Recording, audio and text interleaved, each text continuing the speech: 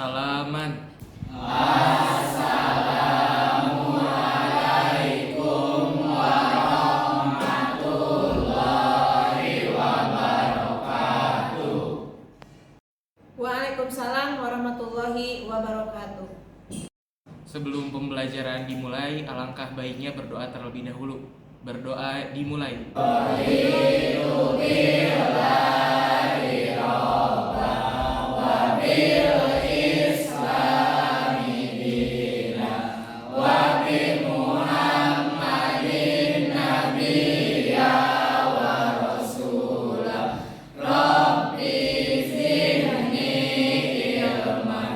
Anak-anak, alangkah baiknya sebelum belajar kita membaca Asmaul Husna. Bismillahirrahmanirrahim. Ya Allah, ya Rahman, ya Rahim, ya Malik, ya Kudus, ya Salam, ya Mu'min, ya Muhaimin. Apa kabar hari ini anak-anak? Alhamdulillah, luar biasa, Allahu Akbar. Oke anak-anak, sekarang ibu mau mengabsen dulu ya. Ya Bu. Adi, Hadir, Bu. Adinda, Hadir. Anastasia, Hadir. Katania, Hadir. Cika, Hadir. Dapa, Hadir. Gesti, Hadir. Dika. Hadir. Anak, sebelum kita belajar, kita ice breaking dulu ya untuk mengecek konsentrasi kalian. Silahkan lihat ibu, oke? Oke. Tepuk satu, tepuk satu, tepuk satu. Nah, gitu ya. Kalau tepuk dua, tepuk dua, tepuk dua, tepuk tiga. Gitu ya. Ulangi. Tepuk satu, tepuk satu, tepuk satu. Nah, tepuk dua, tepuk tiga. Tuh, ngerti? Ngerti. Oke, silakan kalian coba. Ya, konsentrasi. Tepuk satu, tepuk satu, tepuk dua, tepuk dua, tepuk tiga. Iya, hebat. Terima kasih. Nah, anak-anak, untuk materi kali ini yaitu tentang P5. Yaitu apa P5? Ada yang tahu P5? P5 itu adalah proyek penguatan profil pelajar Pancasila.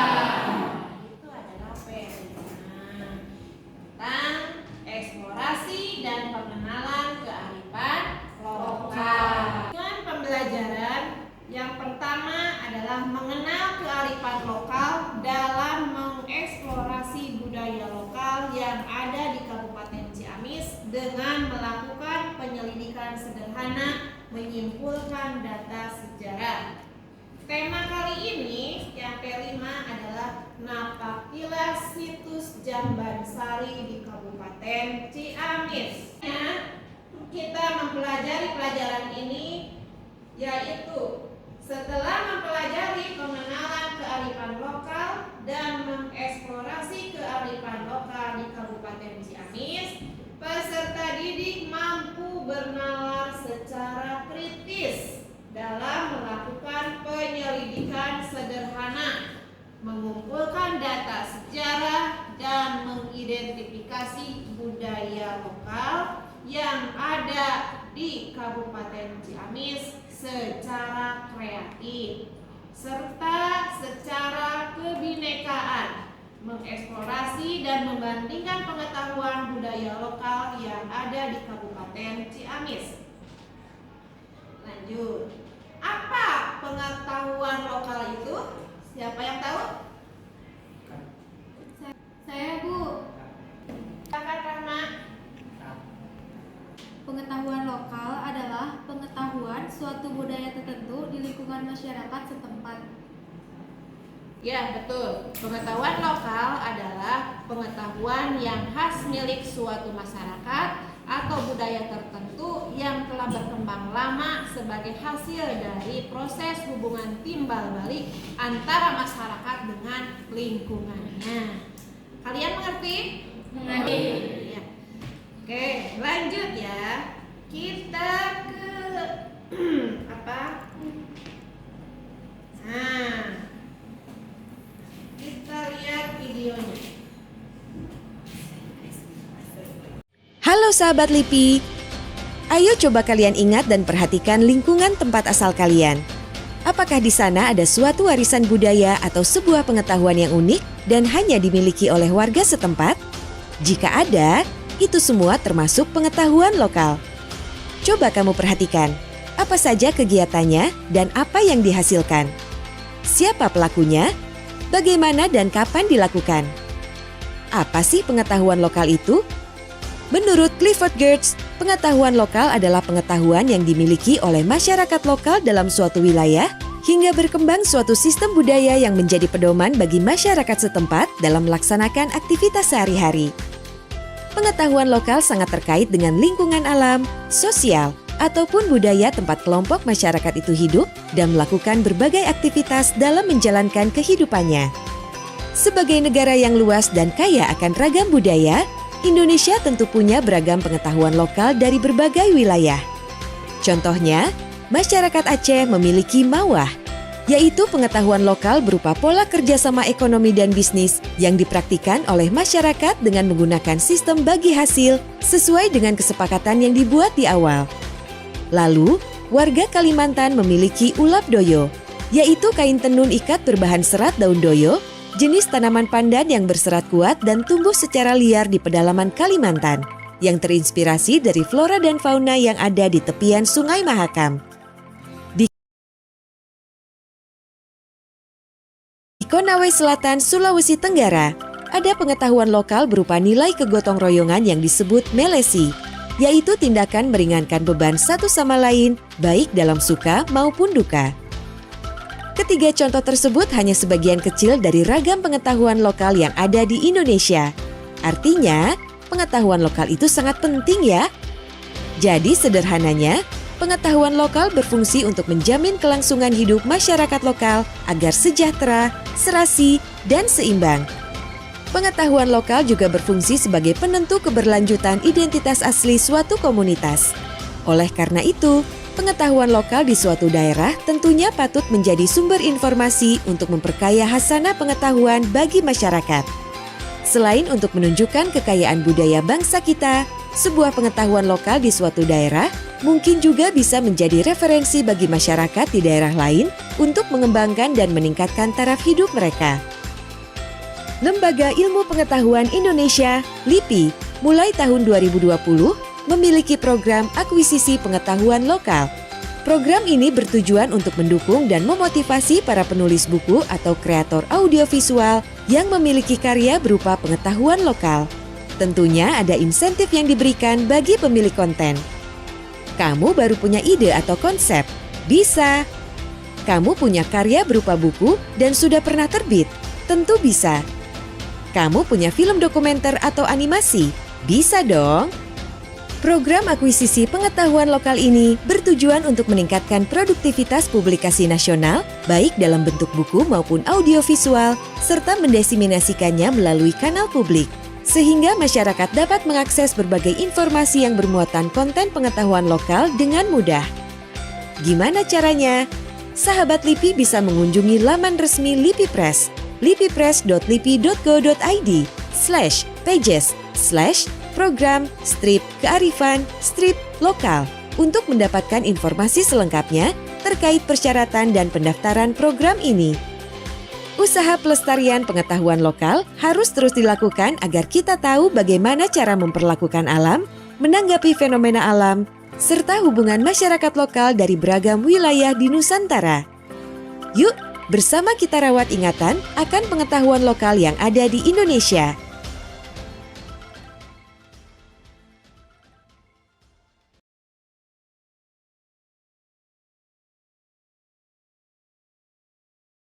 anak-anak salah satu contoh dari video tentang pengetahuan lokal. Ada yang mau menjelaskan tentang kesimpulannya? Saya, Bu. Silakan Fahmi untuk menjawabnya. Jadi menurut saya kesimpulan dari video yang telah kita lihat dan telah kita taati adalah pengetahuan yang berkembang di suatu masyarakat dalam kehidupan sehari-hari. Iya betul Fahmi. Pengetahuan yang dimiliki oleh masyarakat lokal dalam suatu wilayah hingga berkembang suatu sistem budaya yang menjadi pedoman bagi masyarakat setempat dalam melaksanakan aktivitas sehari-hari. Nah, anak-anak, tadi sudah dijelaskan tentang pengetahuan lokal. Ada pengetahuan lokal, ada kearifan lokal. Itu adalah sama, yaitu kearifan lokal mencakup pengetahuan lokal karena tidak bisa membentuk kearifan lokal tanpa didasari oleh pengetahuan lokal.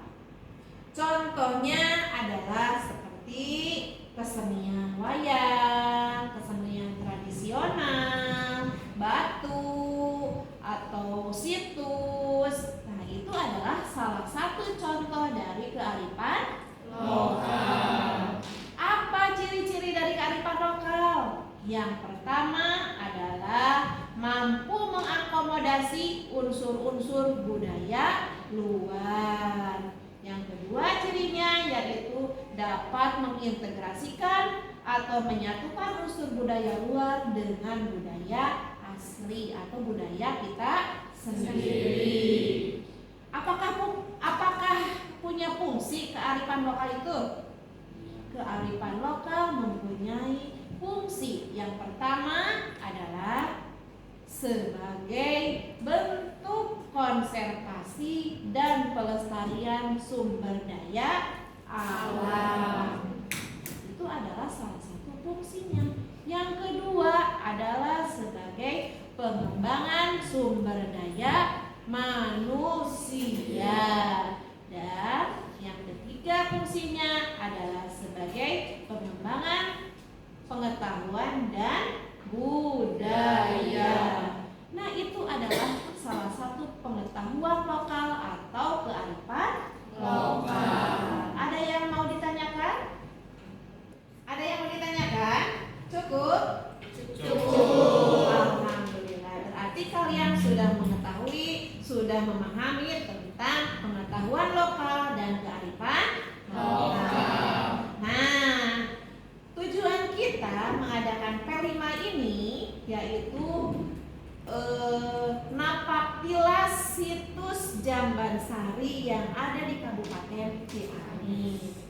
Situs Jambansari yang ada di Kabupaten Ciamis itu adalah salah satu wisata religi. Itu adalah salah satu aset kebudayaan untuk warga Ciamis. Gitu ya. Jambansari itu terletak di tengah kota. Ada yang sudah pernah ke sana? Sudah. Ada yang sudah, ada yang belum. Nah, tugas kali ini Ibu mau mengadakan observasi bersama kalian. Nah, Ibu sekarang mau membagikan dalam satu kelas ini menjadi 2 kelompok. Silakan kalian berkelompok. Dalam satu kelas ini dibagi menjadi 2 kelompok. Silakan kalian mencari pasangan kalian masing-masing. Kalian sudah terbentuk ke dalam 2 kelompok. Silakan masing-masing kelompok membuat pertanyaan. Untuk nanti kita datang observasi ke situs Jambansari. Silakan kalian tulis di buku kalian pertanyaan-pertanyaan.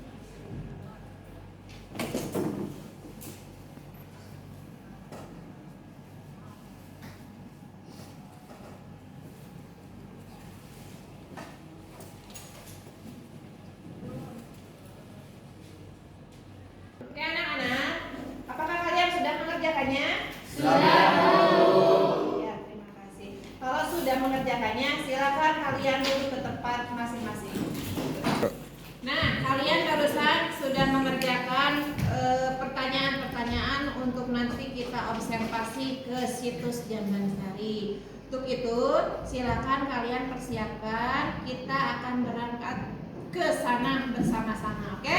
Oke. Nah, kita tutup dulu pembelajaran kali ini ya.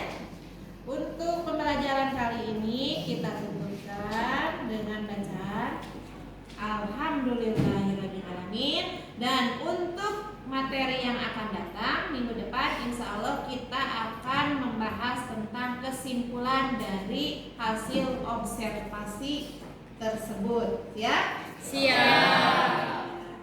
Silakan KM untuk memimpin doanya.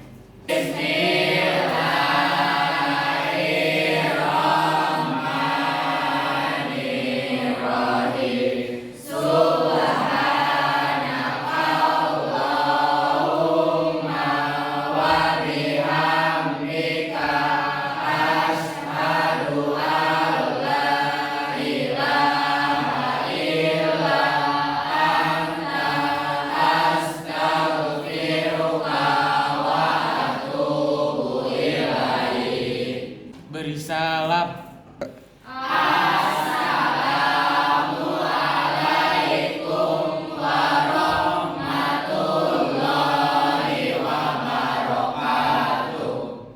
Waalaikumsalam warahmatullahi wabarakatuh. Assalamualaikum warahmatullahi wabarakatuh. Perkenalkan, nama saya Heni Jawa Nafisa. Saya adalah salah satu mahasiswa PPGD 1 UIN Sunan Kalijaga, Yogyakarta. Pada kesempatan ini saya akan menyembahkan sebuah video tentang proyek P5, yaitu tentang situs Jambansari yang ada di Kabupaten Ciamis. Selamat menyaksikan. Assalamualaikum warahmatullahi wabarakatuh. Kami dari SMK Miftahul Salam ingin mewawancarai tentang situs Jambansari. Ya, siap. Kasih apa-apa. Foto.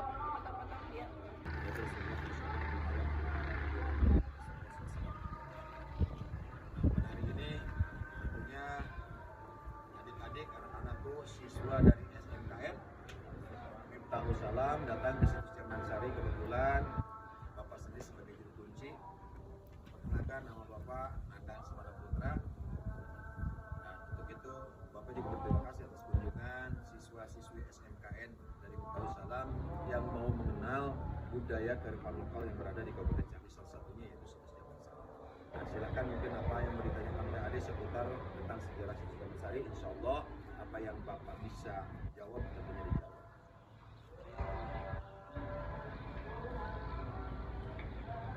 Siapa yang mendirikan situs Jambansari? Situs Jambansari yang mendirikan tentunya anak-anakku bisa lihat di atas ada salah satu nama tertulis di gerbang di atas itu yang bernama Raden Adipati Arya Kusuma. Beliau dia yang mendirikan situs Jambansari ini yang sekarang menjadi situs. Karena Jambansari adalah salah satu komplek. Jadi yang mendirikan adalah Raden Adipati Arya Kusuma. Lalu ada yang bertanya lagi? Mengapa dinamakan situs Jambansari? Dinamakan situs Jambansari, kalau situs berarti berbicara tentang ada peninggalan bala Purwakala atau benda-benda Purwakala. Jambansari ini diambil daripada nama bahasa kata orang Sunda. Jamban adalah bahasa milenial itu toilet. Kalau dulu zaman itu dinamakan pacilingan ataupun jarambahan, itu versi orang Sunda. Jadi tempat artinya fungsinya seperti toilet. Hanya bedanya jamban itu berbicara tentang alam, gitu, jamban. Lalu berbicara tentang sari. Sari adalah intipati. Barang siapapun kita bermandi dimanapun, tentunya yang kita inginkan adalah sarinya. Intinya untuk kesehatan. Apa yang harus digunakan dan dijalankan oleh kita ketika menggunakan air? Maka kita sebagai orang Muslim, apapun yang dikerjakan selalu mengharap rahmat Allah dengan berdoa. Nah, itulah ajaran Rasulullah. Maka daripada sari ini adalah bahasa orang Sunda itu siloka, kalau bahasa Indonesia ini mungkin filsafat. Ada inti tauhid dari namanya sari itu sendiri. Maka barang siapa yang mandi di Jambansari, aku wasilahkan kata ayah. Seluruh rakyat Galuh, seluruh keluargaku, siapa yang mandi di Jambansari, maka aku wasilahkan air ini menjadi obat 1001 penyakit. Yakinkan kepada dirinya dan yakinkan kepada Allah contohnya. Itulah doa dari dia. Ada lagi? Pendidikan situs zaman sari seperti adik-adik lihat di sini. Beliau punya amanah. Gimana kalau dulu ini kan gazebo untuk mencari inspirasi karena di sebelah timnya itu udah taman. Jadi di sini adalah ada satu bukit, dibangunlah gazebo, dibangunlah tempat berleha-lehanya kan yang bersama keluarga untuk bangunan itu. Cuman di akhir kemudian sebelum wafat kan yang beramanah kepada keluarganya, barang siapa aku meninggal, tolong anak cucuku kuburkanlah aku di sini. Jadi bagi beliau.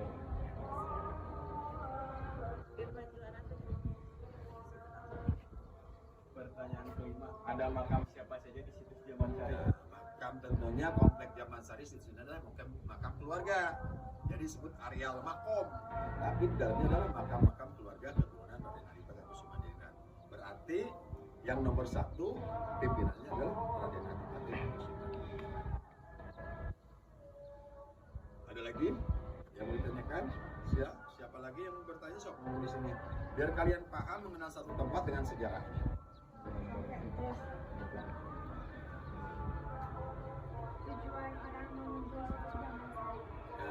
Tujuan orang mengunjungi Zaman Sari itu bervariasi tergantung itikadnya ataupun niatnya.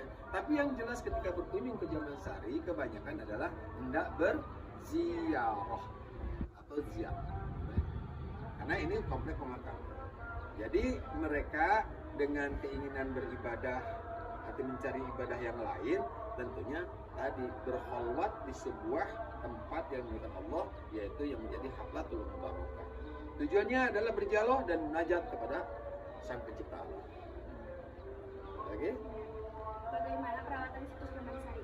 Perawatan situs Zaman Sari seperti kalian lihat di sini, mungkin alhamdulillah Pak Kunci beserta saudara-saudara kita yang ikhlas untuk merawat ini, yang bernaung di dalam sebuah kepengurusan yayasan.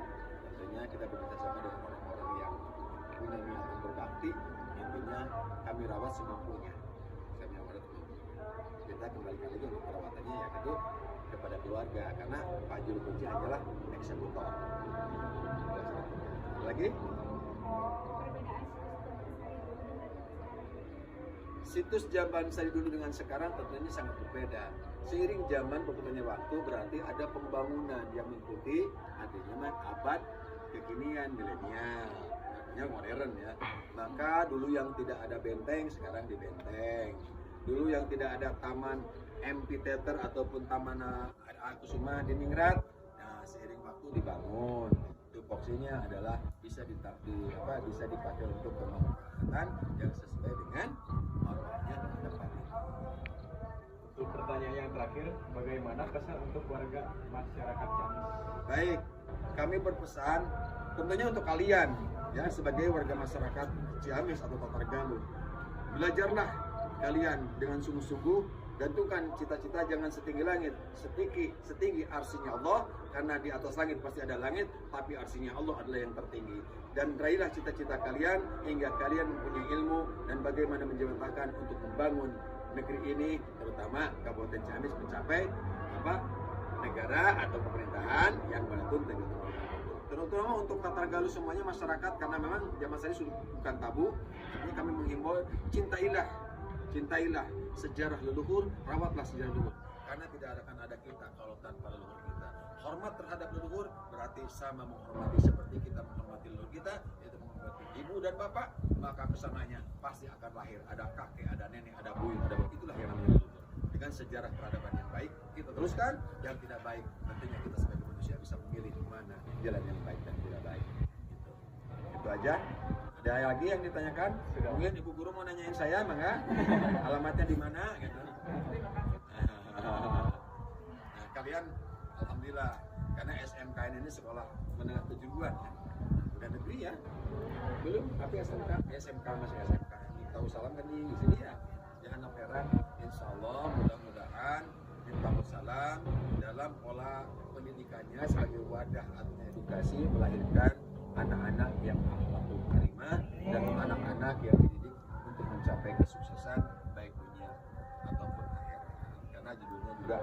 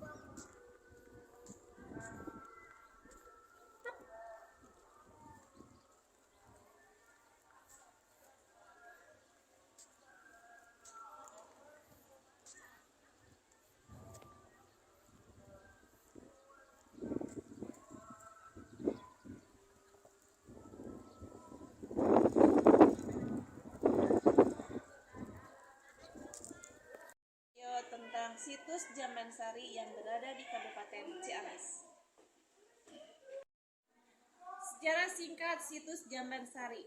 Jamansari merupakan salah satu situs purbakala yang terletak di tengah kota Kabupaten Ciamis. Meskipun letaknya di tengah kota, tapi suasana di kawasan situs Jamansari sangat tenang dan jauh dari kebisingan. Manfaatnya untuk mengenalkan kepada para siswa bahwa di Kabupaten Ciamis juga ada tempat wisata religi yang